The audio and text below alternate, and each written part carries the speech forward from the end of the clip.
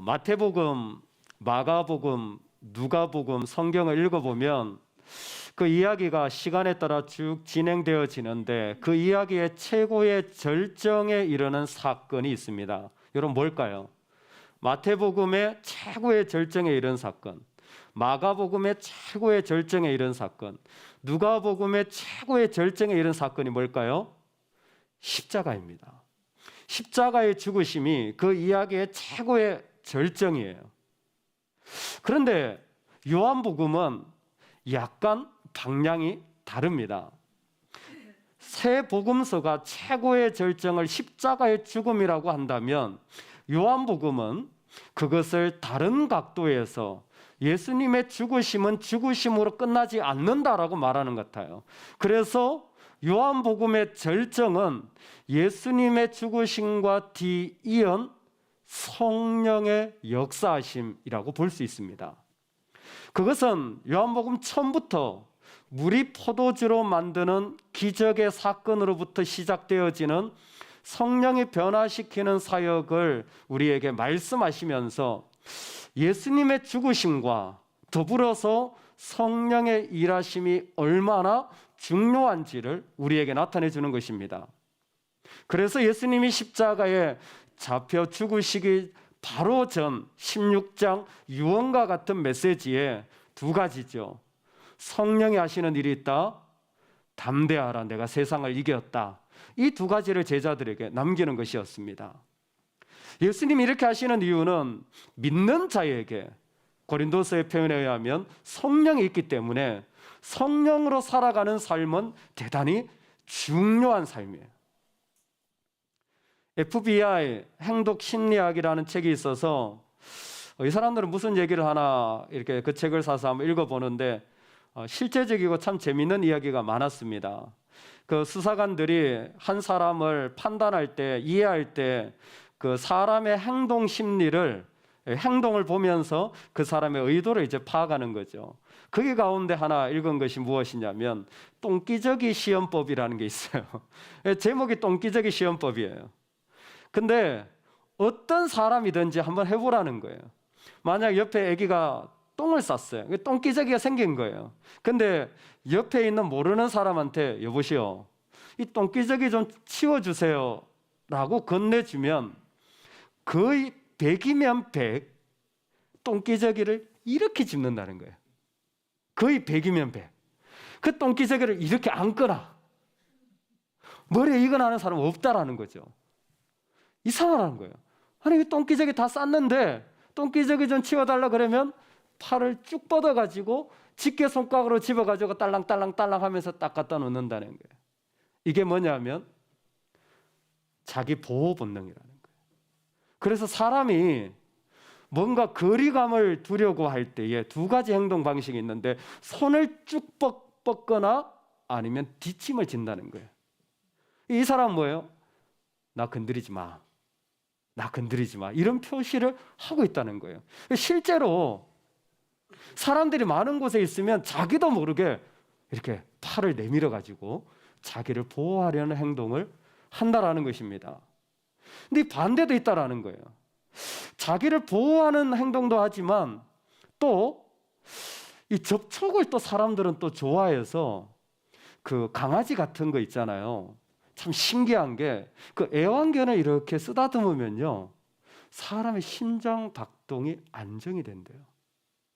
왜냐하면 개가 능력이 있어서가 아니라 이 접촉을 하는 순간 사람은 본능적으로 이 안심과 위로를 가진다는 거예요.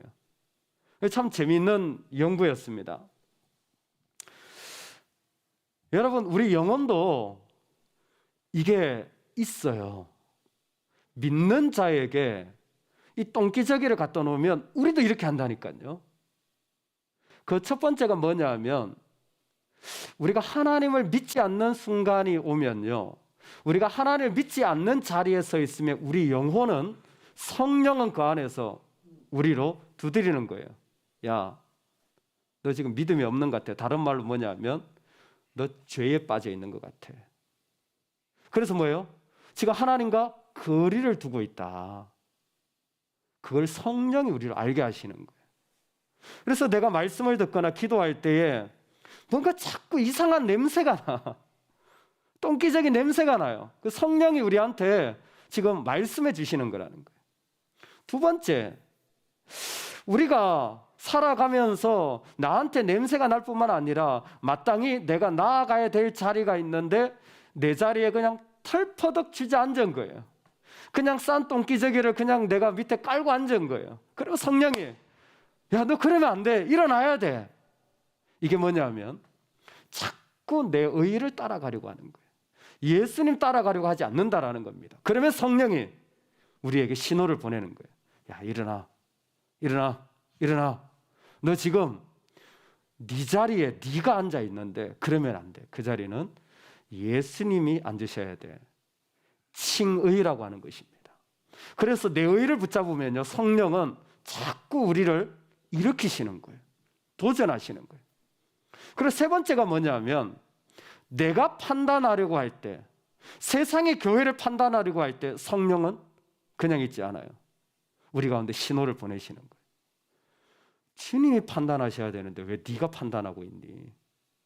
주님이 세상을 심판해야 되는데 왜 세상이 교회를 심판해?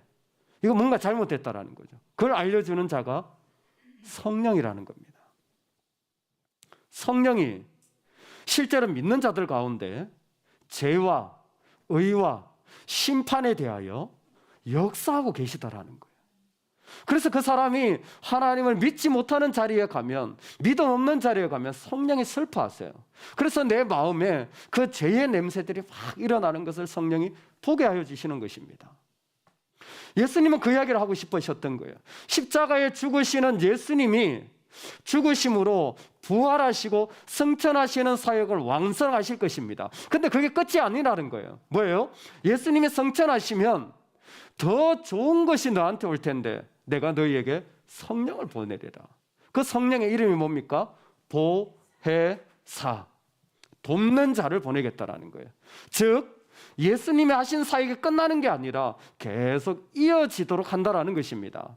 그러면 성령이 우리에게 그 냄새 나는 것들을 보게 하여 주고 일으켜 주는데, 성령이 우리에게 오실 때 궁극적으로 하는 사역이 뭔가? 저는 한마디로 딱 이렇게 정리할 수 있다고 생각합니다. 우리 믿음으로 같이 한번 따라서 해보겠습니다. 성령의 사역은 내 믿음을 진짜로 만든다. 여러분, 성령은요, 우리가 십자가를 받아들일 때 그게 그냥 십자가로 있지 않고 그게 내 삶의 진짜가 되도록, 실제가 되도록 만드시는 역할을 하십니다. 그래서 그 괴리감이 있을 때마다, 내가 손을 뻗어서 멀리 있을 때마다, 내가 좀 간격을 들여갈 때마다, 내가 뭔가 좀 안 하려고 할 때마다, 내가 마음으로 좀 미워하려고 할 때마다 성령이 뭐예요? 우리를 힘들게 하시는 거예요. 그건 그 사람의 잘못이 아니에요. 성령이 내 안에서 뭐예요? 나를 자꾸만 두드리시는 거예요. 빨리 순종하셔야 돼. 빨리 엎드려야 돼. 왜? 그게 비참한 게 아니라 내가 가지고 있는 믿음을 진짜로 만드는 시간이에요. 내가 가지고 있는 믿음을 실제 믿음으로 누구라도 보고 느낄 수 있도록 역사하는 성령의 시간입니다. 그러나 내가 너희에게 실상을 말하노니 내가 떠나는 것이 너희에게 유익이라. 예수님이 십자가에 죽으시는 사건을 마지막으로 설명하는 거죠. 근데 예수님께서 이렇게 말씀하세요. 내가 너희에게 실상을 말하노니 얘들아 근심하지 마라. 너희들이 이런 어려움을 당할 때 근심하지 마라. 내가 실제 상황, 진짜를 말해줄게. 이 실상이라는 말을 예수님이 한 번 더 사용하십니다. 제가 혹시나 해서 찾아봤어요. 왜 실상이라고 하셨을까? 왜 굳이 이 말을 사용하셨을까 했더니 아니나 다를까 정말 예수님이 말씀을 그대로 한 번 더 사용하셨는데, 내가 너희에게 실상을 말하리니 라고 했을 때 실상이 어디에 쓰였냐면 바로 13절에 그러나 진리의 성령이 오시면 그가 너희를 모든 진리 가운데로 인도하시리니 라고 했어요. 실제가 뭐냐면 진리인 거예요. 그러니까 성령은 지금도 우리를 진리 가운데, 진짜 가운데 역사하시는 거예요. 예수님은 이 모습을 이미 알고 계셨습니다. 그래서 제자들과 함께 나누었던 자리가 최후의 만찬이었어요. 사실 저는 최후의 만찬이라는 말보다는 The Last Meal이라는 것보다는 유카리스트, 감사의 만찬이라는 말을 개인적으로는 더 좋아합니다. 예수님의 제자들과 하신 그 식사는요, 사실 참 좋은 식탁의 자리입니다라는 유카리스트라는 원어를 가지고 있습니다. 감사의 만찬을 한 거죠. 십자가에 죽으시는데 뭐가 감사하는 겁니까? 십자가에 죽으시는데 뭐가 감사합니까? 이겁니다. 떡을 가지사 나누시고요. 이 표현이 참 놀랍습니다. 예수님의 실제 몸의 행동이에요. 떡을 접시에서 가져가지고 찢어서 나누어 주시는 거예요. 이게 그냥 예수님이 지금 하고 계신 사역을 그대로 보여주는 거예요. 예수님의 자신을 찢으시잖아요. 예수님의 자신을 찢으시고 어떻게 합니까? 자신을 제자들에게 나눠 주시는 거예요. 근데 그 나누는 사역을 누가 합니까? 성령이 하시는 거예요. 이것을 예수님은 아셨어요. 어떻게 아십니까? 유카리스트라는 말이 감사라는 말이에요. 내가 죽는데 감사합니까? 내가 그렇게 비난을 받는데 감사합니까? 내가 이런 오해를 당하는데 감사하십니까? 내가 이런 대접을 받는데 감사하십니까? 감사한 이유는 하나예요. 내가 찢어지지만 하나님이 이것을 선으로 바꾸셔서 하나님 이것을 선으로 바꾸셔서 그들에게 생명되게 하실 것을 믿으셨기 때문에 감사한 거예요. 예수님이 그 자리에서 하나님이 궁극적으로 선한 은혜를 자신의 백성들에게 주실 것을 인하여 감사한 거예요. 그래서 언제 감사합니까? 형제들아, 주 안에서 수고할 때 감사하라. 왜? 너희의 수고가 헛되지 않다. 너희의 수고가 주 안에서 헛되지 않다. 여러분, 우리가 하나님의 이름으로 한 것이 하나도 헛되지 않아요. 왜? 내가 능력이 있기 때문에 아니에요. 지금 나는 비참해요. 그런데 뭐예요? 하나님이 그것을 선한 은혜로 바꾸시는 것을 예수님 믿으셨어요. 그리고 그 믿음을 가지고 감사를 하신 거예요. 그 일을 성령이 이루실 것을 아셨기 때문에 우리도 마찬가지예요. 내가 선한 일을 할 때에 그 일들이 얼마나 잘했느냐가 아니라 하나님이 그 일을 아름답게 바꾸시는 거예요. 왜? 성령이 역사하실 거거든요. 성령은 내가 지금 보지 못하는 일들을 진짜가 되도록 그 자리에서 역사하시는 거예요. 내 연약한 마음을 찌르시는 거예요. 바꾸시는 거예요. 이렇게 식사를 섬기고 싶어서 식당에 가서 점심에 이렇게 밥을 먹었는데, 요즘 이렇게 식당에 가면 점심 특선이라는 게 있잖아요. 메뉴판을 딱 보고 점심 특선이 있나, 왜 조금 이렇게 가격이 좋으니까 또 메뉴도 좋고, 이랬더니 아니나 다를까 있더라고요. 점심 특선. 모양이 딱 2인분 모양, 사진이 딱 2인분 모양인데 가격이 38,000원이에요. 약간 좀 부담은 되지만 내가 잘 섬겨야지 라는 마음으로 주문을 했습니다. 밥 먹고 나오는데 접수대에서 깜짝 놀랐잖아요. 밥값이 76,000원이라는 거예요. 왜? 그래서 제가 또 물었어요. 아니, 저 이거 제게 아닌 것 같은데요. 아니, 뭐 드신 거 아니냐고. 맞다고. 그게 1인분 가격이었대요. 내가 진짜 무슨 갑자기 마음이 흔들리는 거예요. 대접하려고 갔던 좋은 마음이 가격에 마음이 너무 진동이 돼가지고 약간 충격이 오더라고요. 이거 내 거 맞냐고 그랬더니 맞는데요. 그래. 뭐예요? 감사해야죠. 감사해야죠. 우리가 실제로 이 땅을 살아가면서 나로는 이렇게 하는 것 같아요. 나는 자꾸 이렇게 하는 것 같아요. 근데 뭐예요? 성령 하나님은 그게 진짜 진심이 되도록, 그게 실제 가운데 이루어지도록 우리를 보여주시는 거예요. 그래서 성경에서 보면요, 성령이 세 가지 모습으로 다 다양한 게 있지만 압축해서 나타날 수 있습니다. 첫 번째가 바람이에요.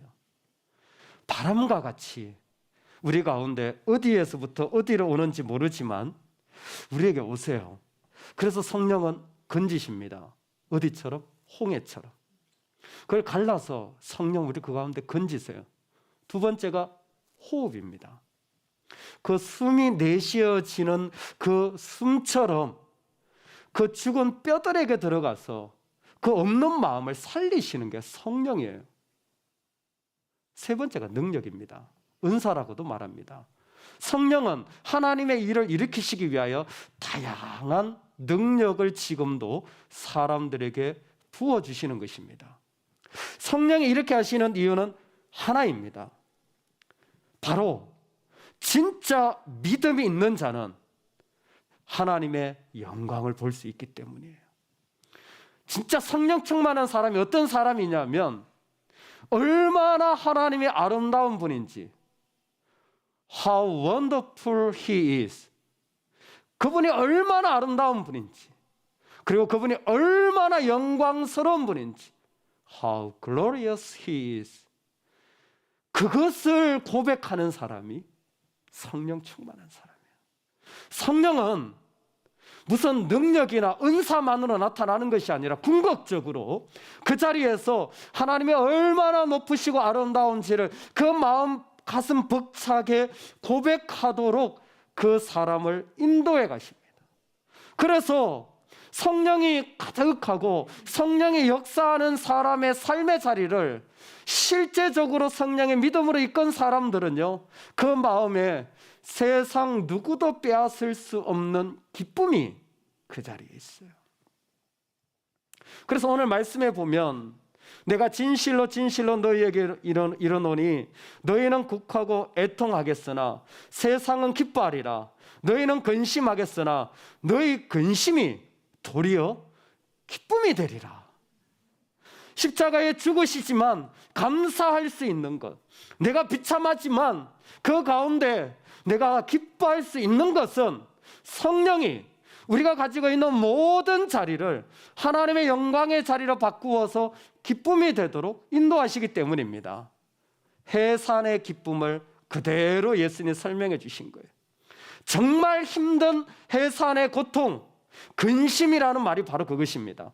정말 힘든 고통이 있지만 그러나 성령은 그 힘든 고통의 그 끝을 그 이전의 고통이 생각나지도 않을 만큼 큰 기쁨으로 바꾸어 주시고 또 바꾸어 주시고 또 바꾸어 주시는 분으로 우리 가운데 역사하시는 것입니다. 사랑하는 여러분, 저와 여러분에게는 바로 지금도 이 성령이 역사하셔서 예전에 그 성소의 영광을 받던 이스라엘 백성들, 그들보다 더 아름다운 우리 영혼의 성소에 성령 하나님이 말할 수 없는 그 기쁨을 우리에게 허락하여 주시는 거예요. 목사님, 말씀은 이해는 되는데 저는 별로 기쁜 일이 없는데요. 별로 뭐 기쁘지도 않고 기뻐할 것도 별로 안 보이는데요. 번지수를 잘못 찾으셔서 그래요. 나에게서 기쁨을 찾으려고 해서 그래요. 세상에서 기쁨을 찾으려고 해서 그래요. 여러분, 성령이 주시는 기쁨의 근원이 어딘 줄 아세요? 예수의 이름입니다. 우리 기쁨의 근원이 여기예요. 예수 믿는 사람들에게 기쁨의 근원이 어디냐면 예수의 이름이에요. 지금까지는 너희가 내 이름으로 아무것도 구하지 아니하였으나 구하라, 그리하면 받으리니 너희 기쁨이 충만하리라. 아멘.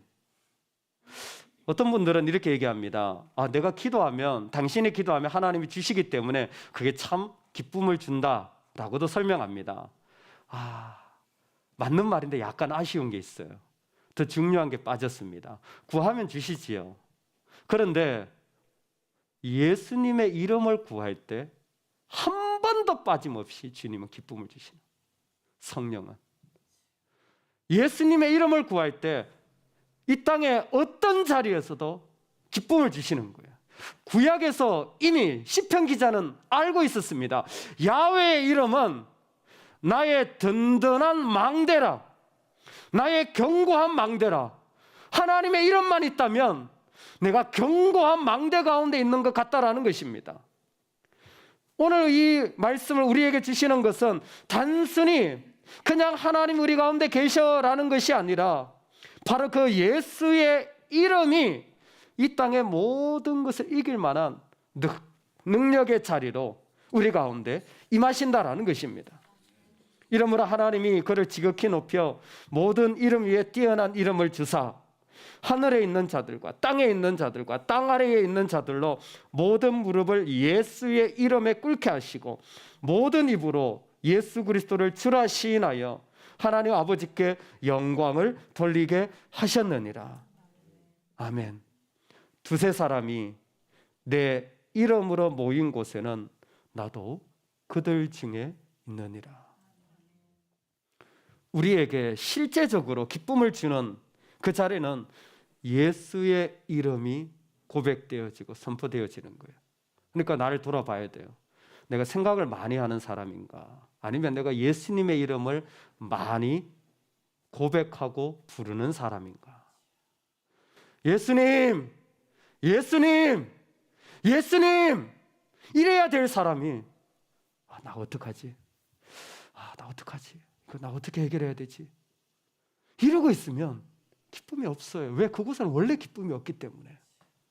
근데 신기하게도요, 여호와의 이름, 예수의 이름은 살아계신 하나님이시기 때문에 지금도 우리에게 기쁨을 주시는 어떤 어둠의 자리에서도 생명을 주시는 이름으로 우리 가운데 역사하신다라는 것입니다. 예수 그리스도가 그러셨던 것처럼 오늘도 이 땅을 살아가는 우리에게 하나님은 이 기쁨의 자리를 허락하여 주시는 것입니다. 마지막으로 그러면 그 기쁨을 주시는 그 성령의 역사하심과 인도하심을 나는 어떻게 받을 수 있나? 나는 어떻게 성령의 인도하심을 받을 수 있나? 저는 그 말씀이 오늘 요한복음에 그대로 표현되어져 있다고 생각합니다. 말씀드렸지만 요한복음은 놀랍게도 그 절정을 성령의 역사로 잡고 있습니다. 그래서 요한복음 20장에 다시 한번 예수님이 부활하셔서 제자들에게 하시는 말씀이 뭡니까? 숨을 내쉬며 이르시되 성령을 받으라. 성령을 받으라. 아니, 성령이 어떻게 받을? 예수님이 자기를 찢으시고 자기의 십자가를 통해 나눠주시는 거예요. 그때 성령은 예수의 이름을 고백하는 자들에게 임하셔서 그 가운데 임재하시는 겁니다. 예수의 이름을 부르는 곳에 성령은 임재하시는 거예요. 그래서요, 성령을 받으라는 것은 자, 제가 성령을 던질 테니까 받으세요. 이건 사입이에요. 이건 사입입니다. 여러분, 그런 부흥에 간다면 이건 뭔가 조금 잘못됐다라고 파악하시기 바랍니다. 성령은 목사가 던져가지고 성도가 받는다, 이런 논리가 아니에요. 그 본문은 어디입니까? 제자를 파송하는 거예요. 너희가 예수를 전하라, 예수를 전하라, 복음을 전해라. 복음이 역사되어지면 뭐가 임해요? 성령이 임하는 거예요. 예수의 이름을 부르면 성령이 임하는 거예요. 그러니까 언제 성령 충만함을 받습니까? 내가 예수님의 이름을 나눌 때예요. 안 믿는 사람과 예수님의 이름을 나누고, 내 가족과 예수님의 이름을 나누고, 아픈 사람과 예수님의 이름을 나눌 때, 그때 성령은 역사하시는 겁니다. 그 자리가 성령 충만한 자리가 돼요. 여러분, 내 안에 고민이 있을 때 나를 뭐예요? 예수님의 이름을 부르는 자로 바꾸면 그 자리가 성령 충만한 자리가 되어지는 거예요. 제자들이 감옥에 갇힐 때마다 찬송을 합니다. 왜 그렇습니까? 성령이 있었기 때문이에요. 그들 가운데 성령이 그 감옥에 있었지만 그곳을 성령 충만한 자리로 바꾸어서 고백하게 한 겁니다. 대표적인 게 누굽니까? 고넬료 아닙니까? 정말 하나님을 알지 못했던 자가 그 가운데 복음이 전하여지자 베드로와 함께 온 신자들이 이방인들에게도 성령 부어주심으로 말미암아 놀라니. 성령이 부어지는 게 보이는 거예요. 언제? 예수의 이름을 나누는 그 자리가 성령이 제일 충만한 거예요. 아무리 세상에 좋은 이야기 해도요, 성령 충만하지 않습니다. 근데 예수님의 이야기를 나누면 그 자리가 성령 충만한 거예요. 그래서 여러분 주위에 누군가 도움이 필요한 사람들을 잘 살펴보십시오. 그분들에게 다가가셔서 예수님의 일을 나누십시오. 좀 힘드십니까? 그럼 이렇게 하십시오. 우리 교회 목사님이 계신데 기도 한번 해볼래요? 얘기 한번 나눠보실래요? 성경이 있는데 성경이 어떤 말을 하는지 한번 들어보실래요? 그분의 마음이 열렸다면 허락하실 겁니다. 그 자리가 제일 성령 충만해요. 내가 너무 힘들어요. 근데 내 생각에 빠져 있는 자에게 너 혹시 예수님의 마음은 뭔지 궁금하지 않니? 너의 마음은 이해한다. 근데 그것으로 끝나면 기쁨이 없어요. 그냥 늘 기쁨이 없어요. 그런데 그것에 예수의 이름이 나눠지면 그보다 더 아름다운 성령의 충만의 자리는 없습니다. 복음을 나누시기 바랍니다. 예수의 이름을 나누시기 바랍니다. 내 안에 예수의 이름을 선포하시기 바랍니다. 제일 성령 충만한 자리예요. 또 하나 구체적으로 하나 권면하고 싶습니다. 여러분 성령 충만하고 싶다면 실제적으로 내가 예수님을 만나는 나만의 자리를 꼭 가지시기 바랍니다. 예수님과 내가 은밀하게 나누는 시간과 자리를 꼭 가지시기 바랍니다. 조나단 에드워즈는 이것을 리타이어먼트 타임이라고 했어요. 저는 왜 큐티나 묵상의 시간 이렇게 하지 않고 리타이어먼트 타임이라고 했는지 참 궁금했습니다. 소위 말해서 은퇴한 시간이라는 거예요. 퇴직한 시간인 거예요. 은퇴하고는 시간이 많잖아요. 다 내려놓게 되잖아요. 직장 안 가도 되잖아요. 하나님 앞에 그런 시간을 가지라는 거예요. 그런 시간을 꼭 유지하라는 겁니다. 하루를 지나면서 내 주님과의 은밀한 나와 주님과의 시간을 가지면 그 영혼은 성령 충만하지 않을 수가 없어요. 그 예수의 이름을 부르는 그 영혼의 자리에 성령이 가득히 임하셔서 이 땅 가운데 어떤 죄의 냄새가 나더라도 믿음의 자리로 하나님이 옮겨가실 줄로 믿습니다. 예수의 이름으로 결단합니다. 이루시는 유일한 길은 성령입니다. 저와 여러분이 살아가는 매일의 삶 속에 그 주님과의 긴밀한 만남, 그리고 그 주님의 이름을 나누는 이 일들을 통하여 세상 누구도 줄 수 없는 성령의 기쁨이 가득하기를 간절히 소망합니다. 아멘. 하나님 아버지,